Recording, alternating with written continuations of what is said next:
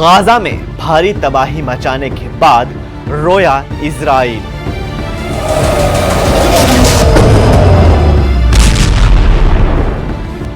Iran ने Israel को दिखाई उसकी असली तस्वीर।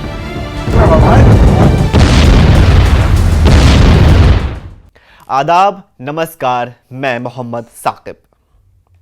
जब इजराइल ने गाजा पर हमला किया था तब इजराइल को नहीं दिखा कि कितने लोग और कितने मासूम बच्चों की मौत हो गई थी गाजा में। अब जब इजराइल का हाल गाजा जैसे हो रहा है, यानी 170 घंटे के बाद ईरान ने भयानक हमला किया इजराइल की राजधानी तेल अवीव पर, जिसके बाद तेल अवीव में हर तरफ तबाही मच गई है। सिर्फ 2 घंटों के अंदर ही ईरानी बैलिस्टिक मिसाइलों ने तूफानी तबाही मचाई है। 13 जून पर इजराइल ने ईरान पर हमला किया था। उसके बाद से ईरान ने इजराइल पर बम बरसाना शुरू कर दिया। बड़ी बड़ी बिल्डिंगें नेस्तनाबूद हो चुकी हैं। वहीं ईरान ने इजराइल के एक अस्पताल पर मिसाइलों से हमला कर मिट्टी में मिला दिया, जिसमें करीब 25 लोगों की मौत हो गई है। अब यहां पर इजराइल रो रहा है। इजराइल का कहना है कि ईरान ने हमारे अस्पताल पर हमला किया है, हमारे लोग मारे जा रहे हैं। जब आपने यानी इजराइल ने गाजा पर हमला किया था, जब वहां के अस्पतालों पर, स्कूलों पर इजराइल ने बम और मिसाइलें बरसाई थी, तब इजराइल को नहीं दिखाई दिया। जब मासूम बच्चे मर रहे थे तब नेतन्याहू कहां थे? क्या इजराइल को उन मासूम बच्चों की रोने की आवाज नहीं सुनाई दी थी? अब जब खुद के ऊपर हमला हुआ है, जब खुद के मुल्क के अंदर अस्पतालों के ऊपर हमला हुआ है, जब लोग मारे जा रहे हैं, तब नेतन्याहू कह रहे हैं कि ये सही नहीं है।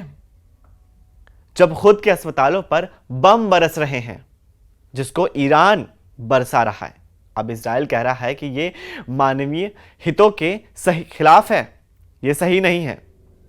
ये तब इजराइल को क्यों नहीं लगा जब इजराइल गाजा में बमों की बारिश कर रहा था।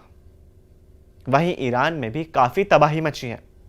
21वीं सदी की सबसे खतरनाक आग अब केवल 2 मुल्कों तक सीमित नहीं रह गई है, बल्कि इसमें शामिल हो चुकी है वो ताकतें जो दुनिया का भविष्य यानी फ्यूचर तय करती है। अमेरिका, रूस और चीन। जी हां, इजराइल और ईरान की लड़ाई में अब अमेरिका, रूस और चीन भी एंट्री ले चुका है। अमेरिका चुप नहीं बैठा। अमेरिका इजराइल का सबसे करीबी साथी है। अमेरिका इजराइल को हथियार सप्लाई करता है। अमेरिका इजराइल के साथ हमेशा से खड़ा रहा है। वहीं रूस हमेशा से ईरान के साथ रहा है। ईरान पर किसी ने जंग की धमकी दी है तो रूस ईरान के साथ साथ दिखाई दिया है।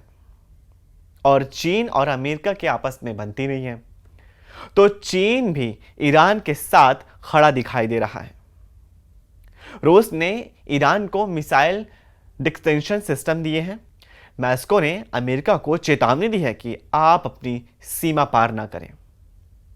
रूस और ईरान ने संयुक्त सैन्य अभ्यास कर चुके हैं और चीन मैदान में गोली के सहारे नहीं बल्कि अर्थव्यवस्था के जरिए कूदता है।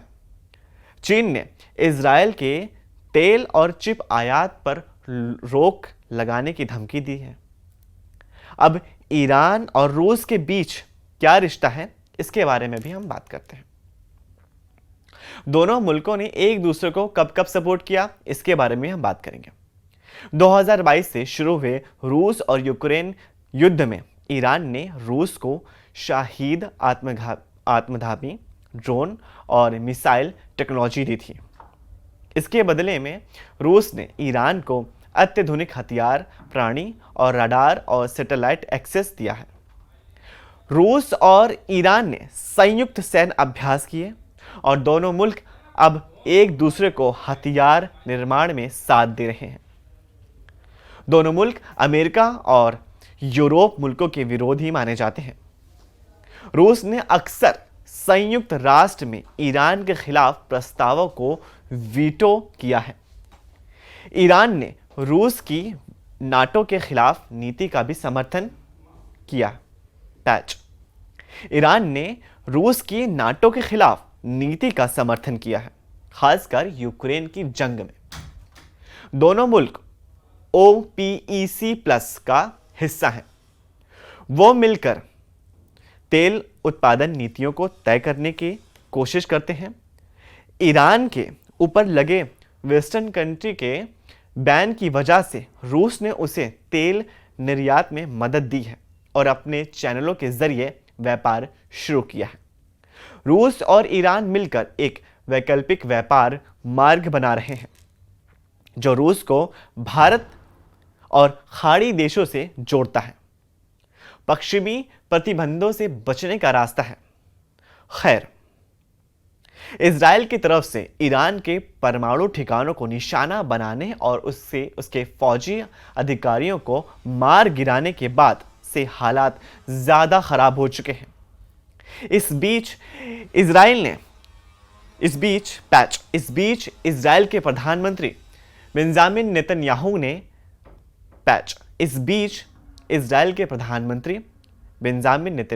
और अमेरिका के राष्ट्रपति डोनाल्ड ट्रंप ने अलग अलग मौके पर दावा किया है कि उन्हें ईरान के सुप्रीम लीडर अयतुल्ला अली खामेनी के ठिकानों की बिल्कुल सही जानकारी है। दूसरी तरफ अमेरिका ने भी कहा है कि डोनाल्ड ट्रंप ईरान को लेकर कोई भी फैसला अगले 2 हफ्तों में कर सकते हैं। ईरान और इजराइल के बीच जारी जंग को 1 सप्ताह हो गया है। हर बीतते दिन के साथ दोनों पुराने दुश्मनों के बीच जंग और तेज होती जा रही है। वहीं ईरान ने इजराइल के खिलाफ अपने हमले तेज कर दिए हैं। ईरानी मिसाइलों ने देर रात इजरायली अस्पताल को निशाना बनाया। इसके जवाब में इजराइल ने जुमेरात को ईरान के परमाणु ठिकानों पर बमबारी की। ईरान के ताज़ा हमलों में कम से कम 240 यानी 240 लोग घायल हुए हैं, जिनमें से 4 लोग ज़्यादा गंभीर रूप से घायल हैं। वहीं ईरान के सुप्रीम लीडर अली खामेनी ने कहा कि दुश्मन की हिम्मत हो तो परमाणु ठिकानों पर हमला करके दिखाए। वहीं रूस के राष्ट्रपति पुतिन ने दुनिया को बताया कि इजराइल के हमले में ईरान के परमाणु ठिकानों का कोई नुकसान नहीं पहुंचा है। वहीं इस जंग में इजराइल के हमले नाकाम साबित हो रहे हैं, जिसकी वजह से ट्रंप ईरान पर हमला करने को लेकर 10 बार सोच रहे हैं।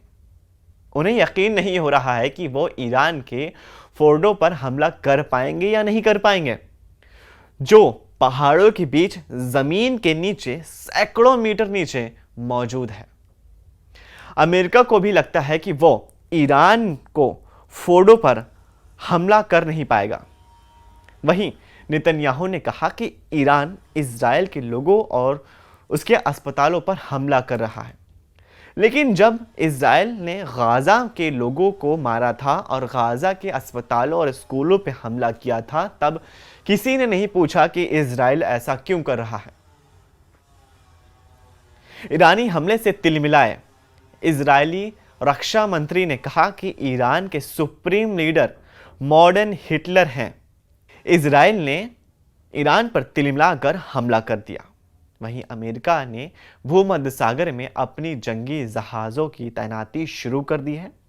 ईरान के जोरदार पलटवार से भड़के प्रेसिडेंट ट्रंप ने अमेरिकी नौसेना के 3 जंगी बेड़े युद्ध में उतार दिए हैं। सुपर पावर की जंगी बेड़े न्यूक्लियर हथियारों से लैस रहते हैं। उधर इजराइल ने ईरान के न्यूक्लियर सेंटर को 60 जंगी जेट के हमले से एक बार फिर दहला दिया है। इजराइल ने इराक में ईरान के पेट्रोलियम प्रोडक्शन प्लांट पर बमबारी की है। वहीं प्रेसिडेंट पुतिन ने ईरान पर बड़े एहसान का ऐलान कर दिया है। अब इस जंग में किसकी जीत हो सकती है, इजराइल की या ईरान की? वहीं देखा जाए अब तक इस 1 हफ्ते की जंग में ईरान इजराइल पर भारी पड़ता हुआ दिखाई दे रहा है। ईरान लगातार इजराइल पर मिसाइलों की यानी बैलिस्टिक मिसाइलों से लगातार बारिशें कर रहा है, जिसमें इजराइल की राजधानी तेल अवीव का गाजा जैसे हाल हो गया है। खैर, आने वाले वक्त में क्या होगा ये वक्त ही बताएगा। इस वीडियो को ज़्यादा से ज़्यादा अपने फैमिली ग्रुप, दोस्तों के व्हाट्सएप ग्रुप में शेयर कीजिए और इस वीडियो को पूरा देखने के बाद इसमें अपनी कमेंट्स में अपनी राय शेयर कीजिए। हम फिर मिलेंगे, तब तक के लिए शुक्रिया।